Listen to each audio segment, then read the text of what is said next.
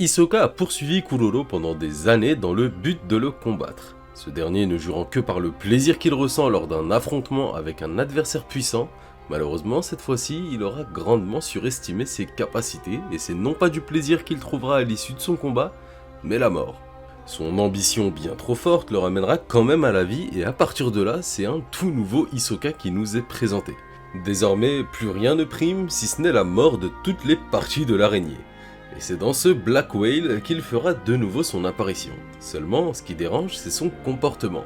Cette manière de se déplacer à découvert de tous, aussi le fait qu'il laisse la brigade finir son affaire avec les mafias, alors qu'ils sont une cible de choix au milieu de cette zizanie. Avons-nous réellement affaire au vrai Hisoka, ou alors s'agit-il d'un imposteur? On va tenter de répondre ensemble à cette question. Je suis Yubito et bienvenue au sein du Black Whale. Je vous présente une théorie sur notre magicien de la mort, remettant en cause les événements actuels et sûrement aussi les futurs.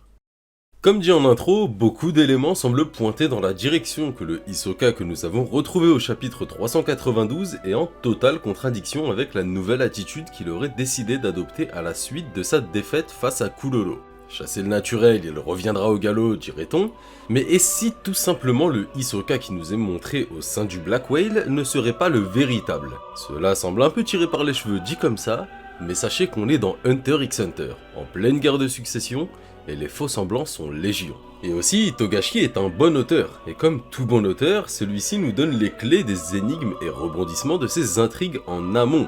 Il n'est pas du genre à réécrire les règles de son univers à sa guise comme ont pour habitude certains auteurs de shonen neketsu, qui prônent le spectaculaire à tout prix au détriment de leur cohérence. Cela veut donc dire une chose, c'est que si Hisoka n'est pas celui qu'il prétend être, alors l'imposteur nous est déjà connu ainsi que sa capacité à se déguiser.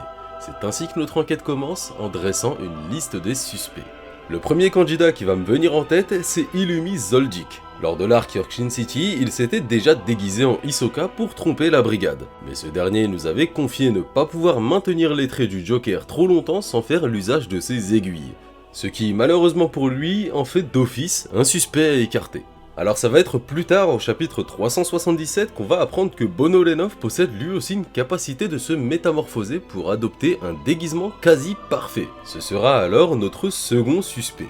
Il nous donne d'ailleurs cette info avec un très bon timing puisque justement Shizuku elle aussi pensait à se déguiser pour mettre plus facilement la main sur Hisoka. Ce qui va nous intéresser ici, c'est que ces deux personnages feront justement équipe avec la tête pensante de l'araignée.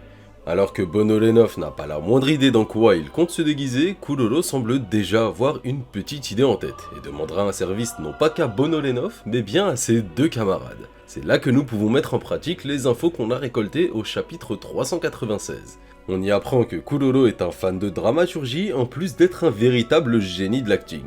C'est pourquoi je pense qu'il fait le candidat parfait pour utiliser pleinement la capacité de métamorphose de Bono Lenov, qu'il peut évidemment emprunter d'ailleurs à l'aide de son skill Hunter. Ce qui est frappant ici, c'est que si on explore cette théorie, l'objet qu'aurait récupéré Kuroro grâce à son déguisement catalyse leur objectif. Je parle évidemment de la carte VVIP qui entre les mains d'Hisoka n'aurait aucun intérêt, alors qu'entre les mains de la brigade cela leur permettrait d'aller aux premiers étages du Black Whale, seuls étages auxquels la mafia ne pouvait ou ne voulait pas leur donner accès. Ils pourraient donc à présent fouiller l'entièreté du bateau et également remplir leur premier objectif, c'est-à-dire piller les richesses de Kakin et plus précisément le fameux trésor d'une grande valeur dont a parlé Kuroro au chapitre 357. Nous avons le mobile, nous avons l'arme du crime, il ne nous reste plus qu'à prouver notre théorie. Togashi est connu pour disséminer des indices très précis dans son œuvre. Et si cette rencontre entre Hisoka et les mafieux faisait bien partie du plan de Kuroro, nous devrions y trouver quelques indices. Revenons donc au chapitre fatidique durant lequel Hisoka refait irruption dans le manga. On y suivait alors Zakuro et Lynch traquant un homme dont ils ne connaissaient rien si ce n'est sa grande taille. Après quelques investigations, les voilà qu'ils tombent comme par miracle devant un Hisoka pas préparé et comme on l'avait dit, en complète contradiction avec son nouveau lui. Je serais presque étonné que la brigade n'ait pas été capable de le trouver eux-mêmes. Lynch sera capable d'approcher suffisamment pour lui asséner un coup, et retenez bien ce détail car il aura une grande importance pour la suite. La case ne laisse aucun doute, tout porte à montrer que le coup a bien atteint Hisoka. Faisons alors un petit point sur la capacité de Lynch. Cette dernière est capable d'obtenir la réponse à sa question en simplement portant un coup à sa cible, et ce, peu importe la puissance. On le voit notamment ici, avec le premier suspect n'étant pas un utilisateur de naine, le coup ne lui fait que très peu de dégâts. Autre détail important à noter, on voit ici que le coup n'étant même pas encore fini comme le montrent les lignes de vitesse, que Lynch obtient déjà la réponse à sa question. Ça ne laisse donc planer aucun doute sur le fait qu'elle a forcément réussi à soutirer la réponse à notre soi-disant Hisoka. Lynch possède donc la clé de cette théorie. Et vous savez quoi? Lynch réapparaît bel et bien par la suite et voilà ce qu'elle dit à Zakuro. C'était bien Hisoka, pas vrai? Lynch est censé connaître la réponse, sauf si la Lynch que nous retrouvons après l'altercation d'Hisoka est une toute autre personne. Mais alors, qui pourrait revêtir les traits de Lynch, alors que quelqu'un est déjà déguisé en Hisoka? Et c'est là que le plan de Kuroro prend tout son sens, car celui-ci comprenait une Shizuku prête à se déguiser. On sait que Shizuku ne possède pas une capacité à se déguiser à la perfection, les seuls artifices qu'elle aurait à sa disposition seraient des habits et du maquillage, ce qui la limiterait à des personnes au moins efféminées et de même taille qu'elle. Alignement des astres, il s'avère que Lynch et Shizuku font de peu la même taille. Et pour cela, il nous suffit de comparer ces deux images, où on voit Shizuku qui arrive justement à peu près à l'épaule de Bono Lenoff et Lynch qui arrive également à l'épaule d'Hisoka, qui est connu pour avoir la même taille que ce dernier. Fait étrange, depuis la réapparition de Lynch, non seulement elle ne semble pas savoir si c'est Hisoka, mais son visage nous semble minutieusement caché à nous lecteurs. Mais pour la seule fois où il nous est possible de percevoir son visage, quelque chose semble clocher.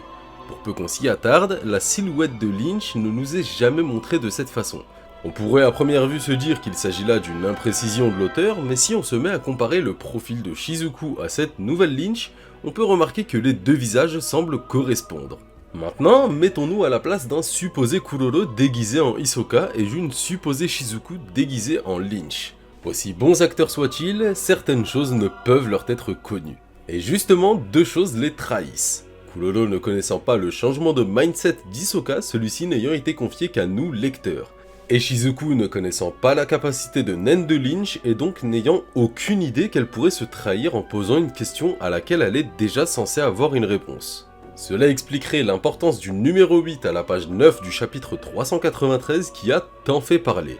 Là où certains y voyaient un indice sur la mort future du numéro 8 de la brigade, moi j'y vois plutôt un indice comme quoi notre cher usurpateur collaborerait justement avec ce fameux numéro 8. Ce qui aurait beaucoup plus de sens car nous passerions d'une coïncidence à un choix au moins semi-conscient.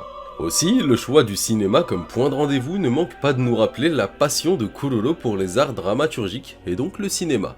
Rentrons à présent plus en détail dans cette rencontre entre Hisoka, supposément Kuroro, et Inrig. Dès l'entrée en scène, on peut apercevoir l'expression d'Hisoka qui a l'air transporté par ce qu'il voit.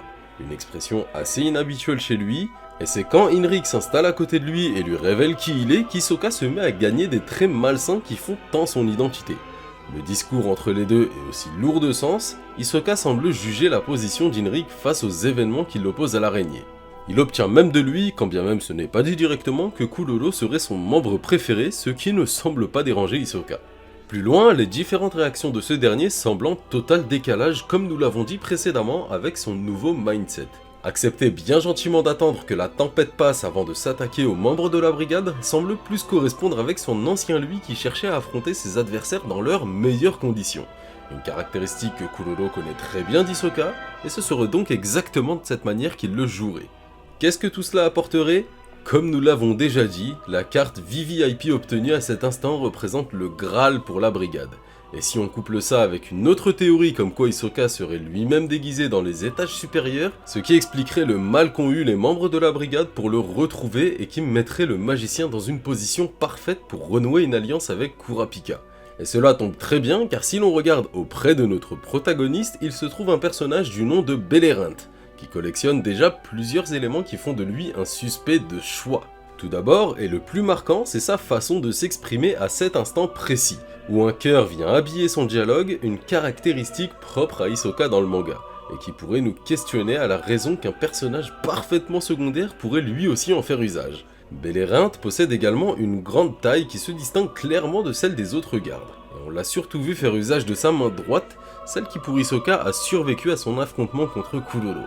Si cette théorie bien connue des fans s'avère exacte et que Kuroro a bel et bien mis la main sur la carte VVIP, alors ce n'est plus qu'une question de temps avant qu'il ne se rende aux étages supérieurs et qu'il ne démasque sa némésis. créant le chaos dans les premiers étages du Black Whale et dans la guerre de succession. Les prochains chapitres devraient nous donner rapidement les réponses, et à partir de ce point-là, cet arc arrivera à un point culminant et il ne sera plus possible de faire marche arrière.